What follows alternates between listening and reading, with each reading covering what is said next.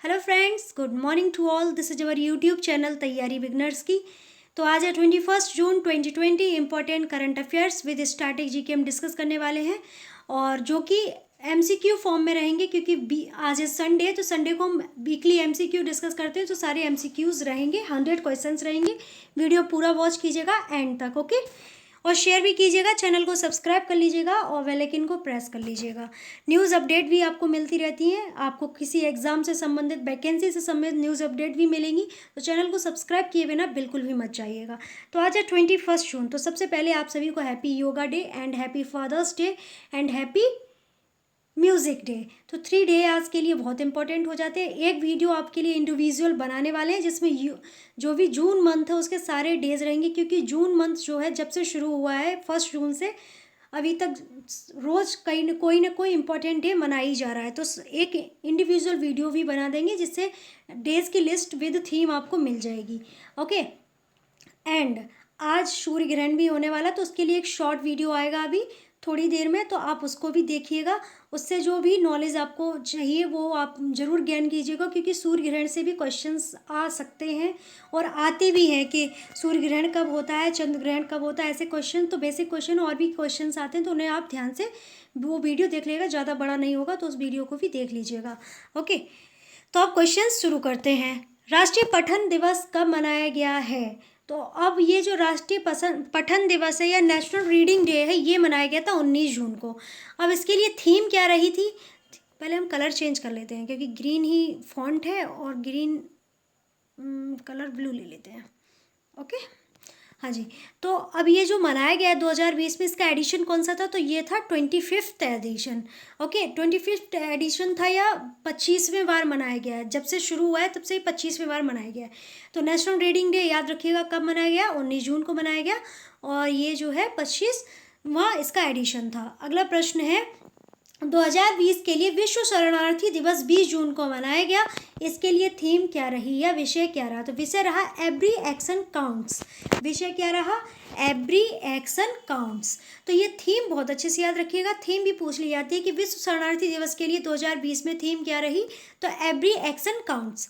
अगला प्रश्न है, पठन सप्ताह रीडिंग वीक जो है कब से कब तक मनाया गया? तो 19 जून से 25 जून तक रीडिंग सप्ताह के रूप में मनाया जाए। इसमें आपको रीडिंग करनी चाहिए कम से कम। रीडिंग वीक में तो रीडिंग कर ही लेनी चाहिए। अगला प्रश्न है, पठन महीना कब तक मनाया गया? तो रीडिंग मंथ कब से कब तक मनाया गया? तो 19 जून से 18 जुलाई तक, लगभग नहीं, श्योर 1 मंथ तक ये जो है रीडिंग मंथ मनाया गया। तो 1 महीने तो आप लोग पढ़ाई कीजिएगा लग के, ओके। अगला प्रश्न है, अगस्त 2021 के महीने के लिए संयुक्त राष्ट्र सुरक्षा परिषद के अध्यक्ष कौन है?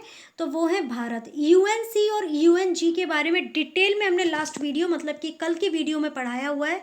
अगर आपने वो वीडियो नहीं देखा है तो देखिएगा, और हम कार्ड में भी उसको लगा देंगे यहाँ पे, वहाँ से देख सकते हैं। अगर कार्ड में नहीं देखना है तो आप स्क्रीन जो एंड स्क्रीन होगी वहाँ से वो वीडियो मिल जाएगा, तो वहाँ से आप देख लीजिएगा, ओके।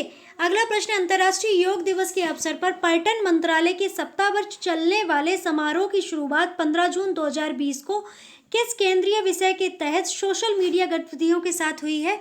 तो योग एट होम एंड योग विद फैमिली। घर पर योग, परिवार के साथ योग, ये थीम रही है अब की बार योग डे की, ओके। आज है योगा डे, तो योगा डे की थीम क्या रही? घर पर योग, परिवार के साथ योग, योग एट होम एंड योग विद फैमिली।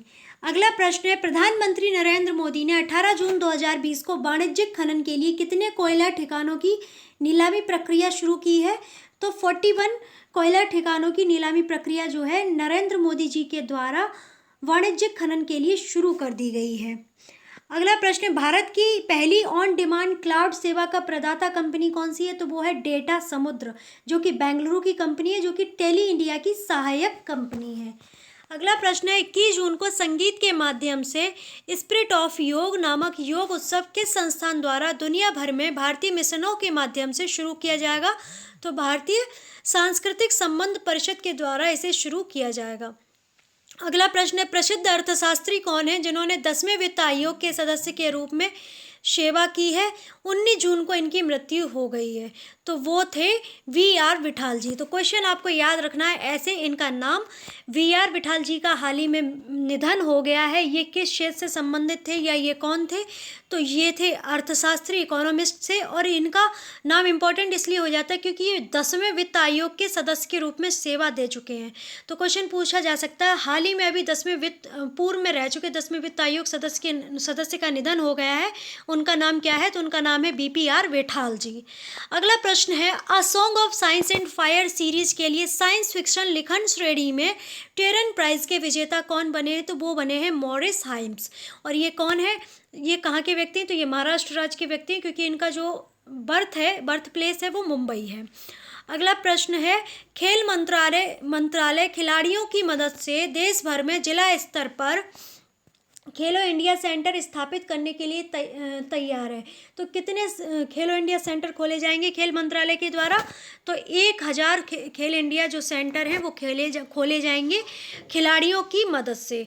ओके, अब खेल मंत्रालय की बात हुई है, तो खेल मंत्रालय की बात हुई है तो इसमें आपको पता होनी चाहिए खेल मिनिस्टर कौन है? तो वो हैं किरण रिजिजू जी।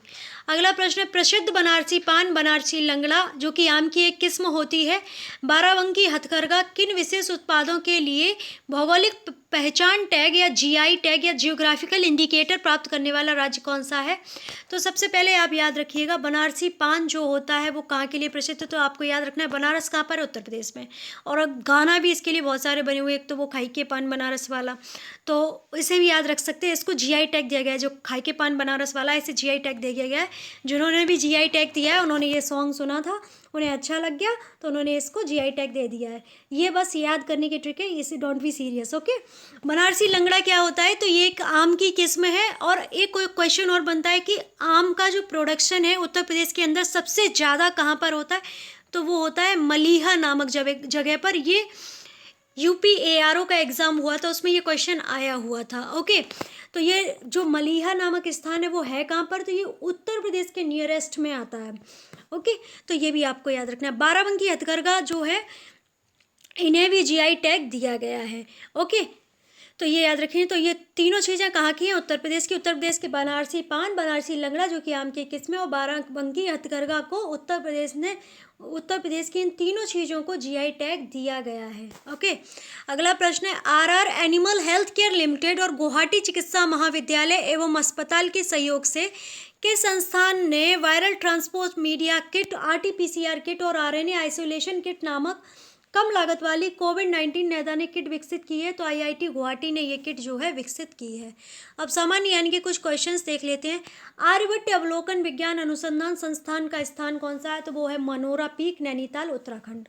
उत्तराखंड की बात करें तो इसकी जो कैपिटल होती है वो अभी नई बनाई गई है, जो विंटर्स कैपिटल बनाई गई है गैरसैंण। ओके, नहीं सॉरी, समर्स कैपिटल गैरसैंण को बनाया गया, विंटर्स कैपिटल देहरादून है। ओके, उत्तराखंड को वैली ऑफ फ्लावर्स ही कहते हैं। उत्तराखंड के सीएम त्रिवेंद्र सिंह रावत जी हैं। उत्तराखंड की जो गवर्नर हैं वो बेबी रानी मौर्य जी हैं। और ओके, और चंबा शहर में एक चंबा नामक सुरंग भी बनाई गई उत्तराखंड के अंदर, तो ये भी आपको याद रखना है। अगला प्रश्न, संयुक्त राष्ट्र महासभा की स्थापना कब हुई थी? तो 1945 में हुई थी। मुख्यालय न्यूयॉर्क अमेरिका में है।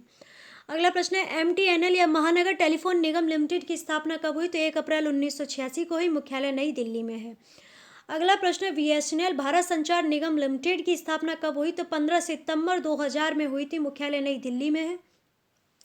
2000 में उत्तराखंड का भी गठन हुआ था, 2000 में झारखंड का भी गठन हुआ था, तो ये भी आपको याद रखना है। अगला प्रश्न है, शरणार्थियों की स्थिति से संबंधित संयुक्त राष्ट्र अभिसमय कब अपनाया गया था? तो 1951 में अपनाया गया था। और लागू कब हुआ था? तो 22 अप्रैल 1954 को इसे लागू कर दिया गया था। अगला प्रश्न है, राष्ट्रीय रीडिंग डे या नेशनल रीडिंग डे समारोह केरल राज्य में पुस्तकालय आंदोलन के पिता के सम्मान में मनाया जाता है। चिन्हित से मतलब ये है कि जो पुस्तकालय आंदोलन है केरल राज्य का, उसके पिता के सम्मान के रूप में इसे मनाया जाता है। तो उनका नाम क्या है? तो उनका नाम है स्वर्गीय पुथवयल नारायण पनिकर जी के सम्मान में राष्ट्रीय पढ़ना दिवस मनाया जाता है। तो ये आपको याद रखना है।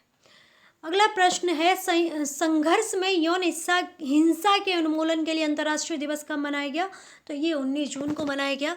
अगला प्रश्न, एशियाई विकास बैंक ने वित्त वर्ष 2020 में भारत की अर्थव्यवस्था के बारे में अनुमान के अनुसार भारत की अर्थव्यवस्था कितने फीसदी कम रहेगी? अब एडीबी ने एक अपना अनुमान दिया है, उनके अनुसार भारत की जो अर्थव्यवस्था है 4% तक कम रहेगी। अब ये सब यूनिवर्सल ट्रूथ हो चुका है, ये तो सभी एवरीवन नोज कि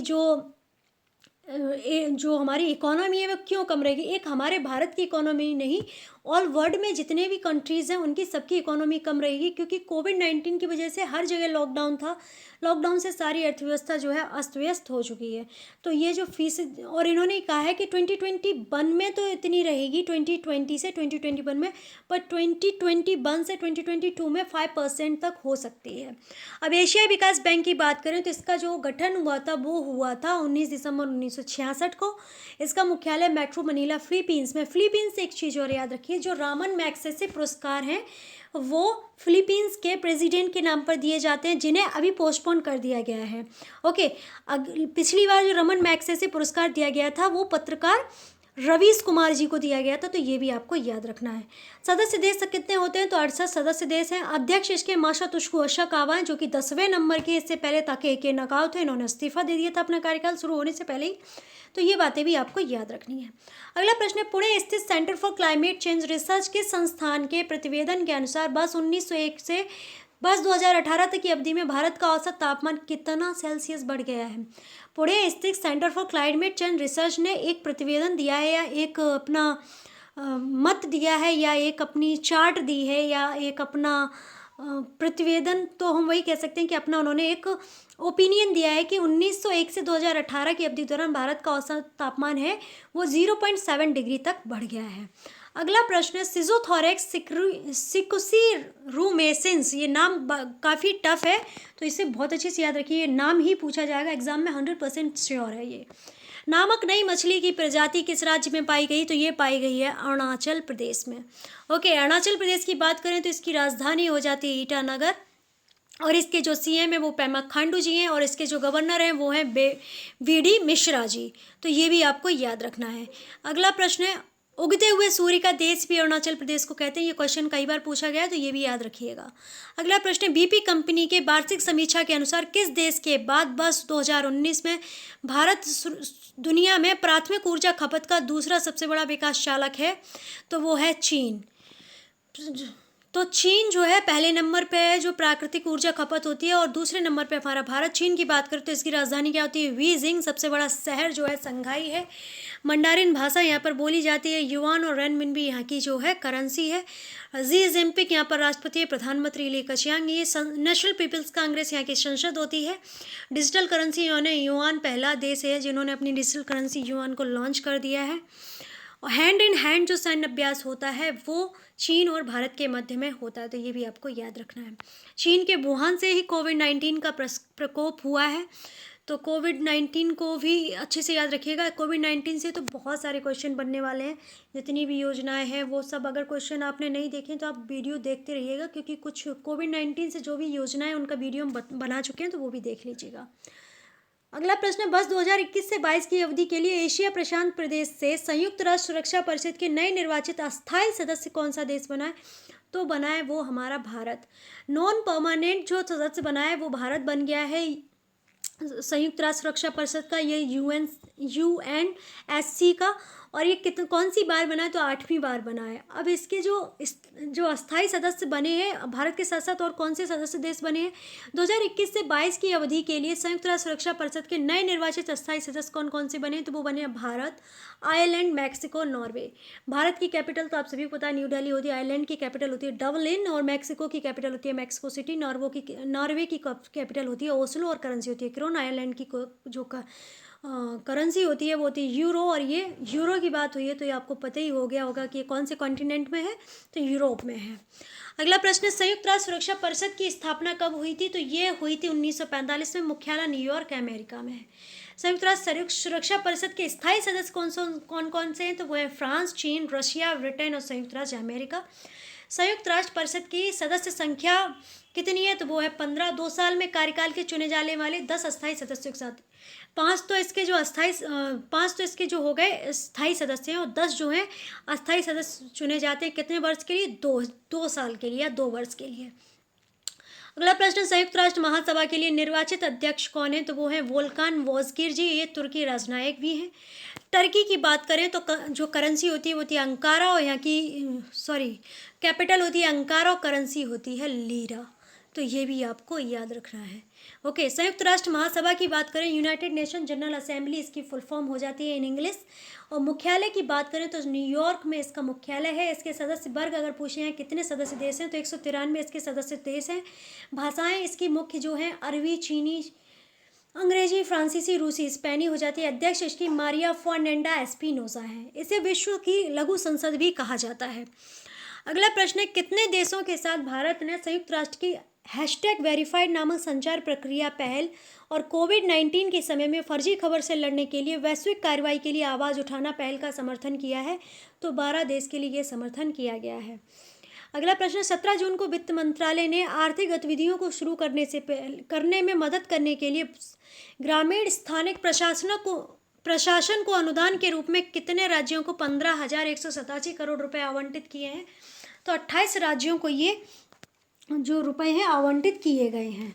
अगला प्रश्न है, कोविड-19 परीक्षण के लिए भारत की पहली चरणशील प्रयोगशाला कौन सी है? तो वो है डिसइंफेक्शियस डिजीज डायग लैब या आई लैब। तो ये आपको याद रखना। आई लैब वर्क क्या करेगी? कोविड-19 के जो केसेस हैं उनकी स्क्रीनिंग करेगी। इस केसेस नहीं, मतलब जो भी कोविड-19 की जो टेस्टिंग होती है वो टेस्टिंग करेगी। मोबाइल ये है, मतलब जगह जगह जाके एक वैन है, ये जगह जगह जाएगी और लोगों की स्क्रीनिंग करेगी और उनकी टेस्टिंग करेगी। ओके, अगला प्रश्न है, अन्य राज्यों से लौटने वाले प्रवासियों को आजीविका के अवसरों को पेश करने के लिए जो 6 राज्यों के 116 जिलों में लागू की जाने वाली केंद्र सरकार की योजना है वह कौन सी है? तो वो है गरीब कल्याण रोजगार अभियान। अगला प्रश्न, वित्त मंत्रालय द्वारा अधिसूचित भारतीय लघु उद्योग विकास बैंक के नए नामित निदेशक कौन बने हैं? तो वो बने देवेंद्र कुमार सिंह जी। भारतीय लघु उद्योग विकास बैंक की स्थापना कब हुई थी? तो 2 अप्रैल 1990 में हुई थी। मुख्यालय उत्तर प्रदेश में है, लखनऊ उत्तर प्रदेश में। अगला प्रश्न, कर्नाटक सरकार ने किस शहर में विषाणु अनुसंधान और नैदानिक प्रयोगशाला की दूसरी इकाई का उद्घाटन किया है? तो हुबली में ये उद्घाटन किया गया है। अगला प्रश्न है, किस राज्य सरकार ने उन जगहों पर माइक्रो कंटेनमेंट जोन बनाने का फैसला किया है जहां 5 या अधिक कोविड-19 मामले पाए गए हैं? तो पंजाब ने ऐसा किया है। ओके, तो पंजाब के जो सीएम है वो अमरिंदर सिंह है और बदनौर जी यहाँ पर राज्यपाल हैं। तो ये याद रखिए। पंजाब की कैपिटल क्या है? चंडीगढ़। अगला प्रश्न है, अमेरिका की वह कंपनी कौन सी है जो स्टारशिप नामक एक पानी पर तरंगने वाली अगली पीढ़ी की परिवहन प्रणाली तैयार कर रहा है जो लोगों को चंद्रमा, मंगल और पृथ्वी पर कहीं भी ले जाने के लिए सक्षम होगी? तो वो होगी स्पेसएक्स। अगला प्रश्न है, सतत सात्विक आहार विज्ञान या गैस्ट्रोनॉमी दिवस कब मनाया गया है? तो ये 18 जून को मनाया गया है। अगला प्रश्न है, भारत ने 24 जून 2020 को कहाँ आयोजित होने वाली विजय दिवस परेड में शामिल होने हेतु 75 सदस्यों का एक भारतीय त्रिसेवा दस्ता भेजने को मंजूरी दी है? तो मास्को रूस में ये मंजूरी दी गई है। अगला प्रश्न है, वाणिज्यिक ड्रोन संचालकों के लिए भारत का पहला बीमा सुरक्षा प्रदान करने वाली कंपनी कौन सी है? तो वो है HDFC एर्गो। ट्रोपैगो के साथ ये साझेदारी है। HDFC की फुल फॉर्म होती है हाउसिंग डेवलपमेंट फाइनेंस कॉरपोरेशन। अगला प्रश्न है, ब्रिटेन में वॉल्फसन हिस्ट्री प्राइज 2020 की विजेता पुस्तक कौन सी है? तो वो है डेविड अवुल्फिया द्वारा लिखित द बाउंडलेस सी। अगला प्रश्न है, एटी करनी संस्थान द्वारा प्रकाशित 2020 foreign direct investment confidence index में भारत का स्थान कौन सा है? तो वो है 16वां स्थान। अगला प्रश्न है, एटी किर्नी संस्थान द्वारा प्रकाशित 2020 foreign direct investment confidence index में पहला स्थान किस देश का है? तो वो है संयुक्त राज्य अमेरिका का। उसके बाद है कनाडा, फिर है जर्मनी, फिर जापान, फिर है फ्रांस। ओके, अगला प्रश्न है, भारत ने किस जगह पशुपतिनाथ मंदिर परिषद में स्वच्छता सुविधा का निर्माण करने के लिए 2.33 करोड़ रुपए की मदद देने का वचन दिया है? तो काठमांडू नेपाल में ये वचन दिया गया है। अगला प्रश्न है, केंद्रीय सामाजिक न्याय एवं आधिकारिता मंत्री थावरचंद गहलोत ने कहाँ विकलांग व्यक्तियों के लिए कौशल विकास, पुनर्वास और रोजगार के लिए समग्र क्षेत्रीय केंद्र का उद्घाटन किया है? तो खिजरी, रांची में ये उद्घाटन किया गया है। अगला प्रश्न, 10,000 बिस्तर की विश्व की सबसे बड़ी कोरोना वायरस अस्पताल सुविधा का निर्माण कहाँ किया जाएगा? तो दिल्ली में किया जाएगा। और दिल्ली में किस जगह? राधा स्वामी आध्यात्मिक केंद्र में ये जगह का जो है जो ये सुविधा है इसका निर्माण किया जाएगा 10,000 बिस्तर के साथ। अगला प्रश्न, बीजिंग स्थित किस वित्तीय संस्थान ने अपने कोविड-19 क्राइसिस रिकवरी फैसिलिटी के तहत भारत को ऋण के दूसरे भाग के रूप में 750 मिलियन डॉलर की मदद की मंजूरी दे दी है? तो एशियन इंफ्रास्ट्रक्चर इन्वेस्टमेंट बैंक ने ये मंजूरी दी है। एशियन इंफ्रास्ट्रक्चर इन्वेस्टमेंट बैंक की स्थापना अगर पूछी जाए तो 16 जनवरी 2016 को हुई थी। मुख्यालय बीजिंग चाइना में है। अगला प्रश्न, नागार्जुन कला परिषद या कोंडापल्ली द्वारा प्रस्तुत वर्ष 2020 के महाकवि श्री श्री साहित्य निधि पुरस्कार के विजेता कौन है? तो वो है दिग्गज अभिनेता सुपरस्टार कृष्णा जी। अगला प्रश्न, German publishers and booksellers association द्वारा प्रस्तुत peace prize of the German book trade पुरस्कार के विजेता कौन बने हैं? तो वो बने हैं अमर्त्य सेन जी, जो कि नोबेल पुरस्कार विजेता हैं और भारतीय अर्थशास्त्री भी हैं। अगला प्रश्न है, वह राज्य सरकार कौन सी है जिसने मास्क पहनने के बारे में जागरूकता पैदा करने के लिए बीते गुरुवार को मास्क दिवस के रूप में मनाया था? तो ये जो है कर्नाटक राज्य है, इन्होंने मास्क दिवस के रूप में मनाया था बीते गुरुवार, मतलब आज संडे है, आज से 3 दिन पहले। अगला प्रश्न, वर्ष 2020 के लिए विश्व मरुस्थलीकरण और सूखा दिवस 17 जून को मनाया गया। इसके लिए विषय क्या रहा? तो विषय रहा food feed fibre the links between consumption and land. अगला प्रश्न है, INAS उत्कर्ष और अंडमान और निकोबार कमांड के 15वें कमांडर प्रमुख के रूप में कार्यभार संभालने वाले व्यक्ति कौन है? तो वो है लेफ्टिनेंट जनरल मनोज पांडे जी।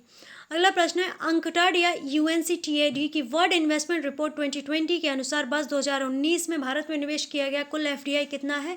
तो वो है 51 अरब डॉलर का, 20% से अधिक की वृद्धि के साथ। और सबसे ज़्यादा FDI किस देश ने किया है हमारे भारत में? तो वो है सिंगापुर। सिंगापुर की जो कैपिटल होती है सिंगापुर सिटी होती है, वहाँ की करेंसी क्या होती है? डॉलर होती है। संयुक्त राष्ट्र व्यापार विकास परिषद की बात करें तो इसकी स्थापना 30 दिसंबर 1964 को हुई थी। मुख्यालय जिनेवा स्विट्जरलैंड में है।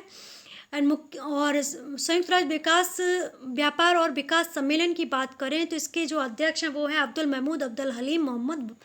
ओके, तो अगला प्रश्न जो है वो है, वर्ष 2019 में हुए प्रत्यक्ष विदेशी निवेश से संबंधित दुनिया में सबसे बड़े प्राप्तकर्ता सूची में भारत का स्थान कितना रहा है? तो वो रहा है 9वें प्लेस पर। तो ये भी आपको याद रखना है। अगला प्रश्न, किस संस्थान ने एक सुविधा शुरू की है जो औपचारिक क्षेत्र में श्रमिकों को भविष्य निधि से संबंधित दावों को तुरंत निकालने में मदद करेगी? तो कर्मचारी भविष्य निधि संगठन ने ये जो योजना है या जो भविष्य निधि इसे शुरू किया है।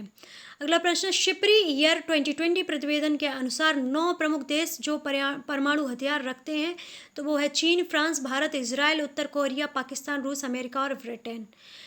Stockholm International Peace Research Institute, जिसे शॉर्ट फॉर्म में शिप्री कहते हैं, इसकी स्थापना हुई थी 6 मई 1966 को। मुख्यालय इसका सोलना स्वीडन में है। अगला प्रश्न, वह संगठन कौन सा है जो चीन, हांगकांग, SAR और ग्वांगडोंग प्रांत, जापान, फिलीपींस, सिंगापुर, थाईलैंड और वियतनाम को जोड़ने वाली एक उच्च प्रदर्शन वाली सबमरीन केबल का निर्माण कर रहा है? तो वो है एशिया डायरेक्ट केबल कंसोर्टियम। अगला प्रश्न, वह भारतीय कंपनी कौन सी है जो दुनिया के एकमात्र पूर्ण स्वामित्व वाले उप समुद्री नेटवर्क का स्वामित्व रखती है और संचालन करती है, जो विश्व के 200 से अधिक देशों और क्षेत्रों में फैला है और दुनिया के इंटरनेट मार्गों का लगभग 30% संचालन करती है? तो वो है टाटा कम्युनिकेशंस। अगला प्रश्न, इंस्टीट्यूट फॉर मैनेजमेंट डेवलपमेंट के विश्व प्रतिस्पर्धात्मकता सूचकांक 2020 में भारत का स्थान कितना रहा है? तो भारत रहा है 43 प्लेस पर। अगला प्रश्न, विश्व प्रतिस्पर्धात्मकता सूचकांक 2020 में पहला स्थान किस देश का रहा है? तो वो रहा है सिंगापुर का, उसके बाद रहा है डेनमार्क, फिर रहा है स्विट्जरलैंड। अगला प्रश्न, भारत में परमाणु हथियार की कुल संख्या कितनी है? तो वो है 150। अगला प्रश्न, दिव्यांग जनों के लिए सहायक मदद और उपकरणों के निःशुल्क वितरण के लिए पहला आवासीय ADIP शिविर के संस्थान द्वारा आयोजित किया गया? तो भारतीय कृत्रिम अंग विनिर्माण निगम कानपुर के द्वारा इसे विकसित किया गया है। अगला प्रश्न, खेल मंत्रालय ने खेलो इंडिया सेंटर ऑफ एक्सीलेंस में बदलने के लिए 8 सरकारी खेल सुविधाओं की पहचान की है, जो किन राज्यों में स्थित हैं? तो कर्नाटक, ओडिशा, केरल, तेलंगाना, अरुणाचल प्रदेश, मणिपुर, मिजोरम और नागालैंड। अगला प्रश्न, इंटरनेशनल स्पेस स्टेशन में सवार NASA या नासा के वैज्ञानिकों ने पदार्थ की 5वीं स्थिति को वोस-आइंस्टीन कंडेंसेट किस प्रयोगशाला में निर्मित किया गया है? तो कोल्ड एटम लैब में इसे विकसित किया गया है। अगला प्रश्न, लखनऊ स्थित किस संस्थान ने N95 मास्क और PPE किट के लिए एक कीटाणु शोधन यंत्र विकसित किया है जो उन्हें पुनः प्रयोग में लाने के लिए बनाती है? तो Indian institute of toxicology research के द्वारा इसे विकसित किया गया है।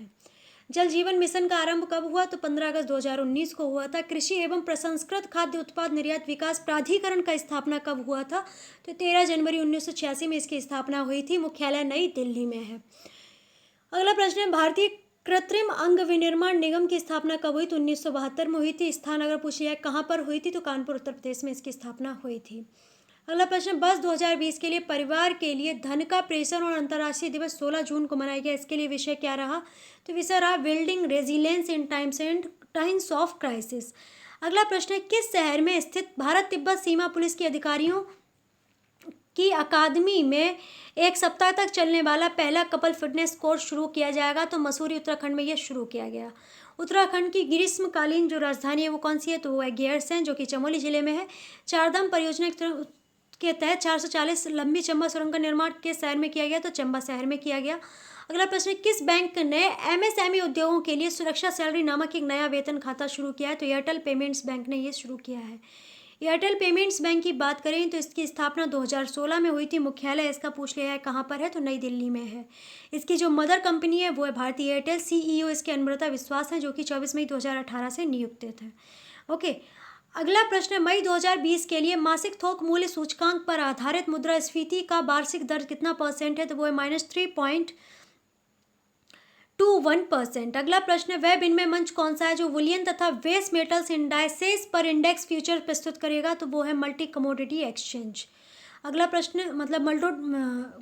मल्टी कमोडिटी एक्सचेंज की स्थापना कब हुई थी? तो 10 नवंबर 2003 को हुई थी और इसका जो मुख्यालय है वो है मुंबई के अंदर। ओके, अगला प्रश्न, पृथ्वी विज्ञान मंत्रालय के प्रतिवेदन के अनुसार भारत का औसत तापमान सदी के अंत तक कितना बढ़ने का अनुमान है? तो 4.4% तक इसे बढ़ने का अनुमान है। अगला प्रश्न, पृथ्वी विज्ञान मंत्रालय के प्रतिवेदन के अनुसार भारत का औसत तापमान 1901 से 2018 के दौरान लगभग कितना परसेंट बढ़ गया है? तो 0.7% तक ये जो है बढ़ गया है। अगला प्रश्न, global partnership on artificial intelligence को सचिवालय द्वारा समर्थित किया जाएगा, जिसे किस शहर में आर्थिक सहयोग एवं विकास संगठन द्वारा आयोजित किया जाएगा? तो पेरिस में से आयोजित किया जाएगा। मॉन्ट्रियल एवं पेरिस जो है, मॉन्ट्रियल जो है कनाडा का एक शहर है, जो पेरिस है वो फ्रांस का कैपिटल है। ये दो विशेषज्ञता केंद्र होंगे। अगला प्रश्न है, सहयोग एवं विकास संगठन की स्थापना कब हुई थी? तो 16 अप्रैल 1948 को हुई थी। मुख्यालय अगर पूछा जाए कहाँ पर है? तो पेरिस फ्रांस में है। अगला प्रश्न है, भारत की पहली संक्रामक रोग निदान प्रयोगशाला तैयार की गई है। इसे किस संस्थान के सहयोग से बनाया गया है? तो जैव प्रौद्योगिकी विभाग के सहयोग से इसे बनाया गया है। अगला प्रश्न, केंद्रीय विद्यालय संगठन द्वारा स्वीकृत 4 स्थान कौन कौन से हैं? तो वो है चंपावत उत्तराखंड, डांगो पोशी जो कि झारखंड का है, और मधुपुरी फतेहपुर उत्तर प्रदेश, और सुमेरपुर हमीरपुर उत्तर प्रदेश में ये देखने को मिलेंगे। और केंद्रीय विद्यालय की स्थापना अगर पूछे हैं कब हुई थी? तो ये हुई थी 15 दिसंबर 1963 को। अगला प्रश्न, प्रशासनिक सुधार एवं लोक शिकायत विभाग बीएसएनएल के सहयोग से किन शहरों में कोविड-19 लोक शिकायतों पर प्रतिक्रिया केंद्र का संचालन कर रहा है? तो भुवनेश्वर, गुवाहाटी, जमशेदपुर, बड़ोदरा, अहमदाबाद, लखनऊ, अजमेर, गुंटूरू, कोयम्बटूर और गुंटकल में। अगला प्रश्न, किस संस्थान के शोधकर्ताओं ने एक माइक्रोवेव प्रक्रिया विकसित की है जो कृषि अपशिष्ट और पतित प्लास्टिक का उपयोग करके जैव ईंधन का उत्पादन कर सकती है, जो पायरोलिसिस विधि का उपयोग कर रही है? तो वो है भारतीय प्रौद्योगिकी संस्थान मद्रास। अगला प्रश्न, अंतर्राष्ट्रीय कृषि विकास कोष की स्थापना कब हुई? तो 15 दिसंबर 1977 में हुई थी। मुख्यालय रोम इटली में है। अगला प्रश्न है, बुजुर्ग का दुर्व्यवहार के लिए विश्व जागरूकता दिवस कब मनाया गया है? तो 15 जून को मनाया गया है। अगला प्रश्न है, विश्व पवन दिवस कब मनाया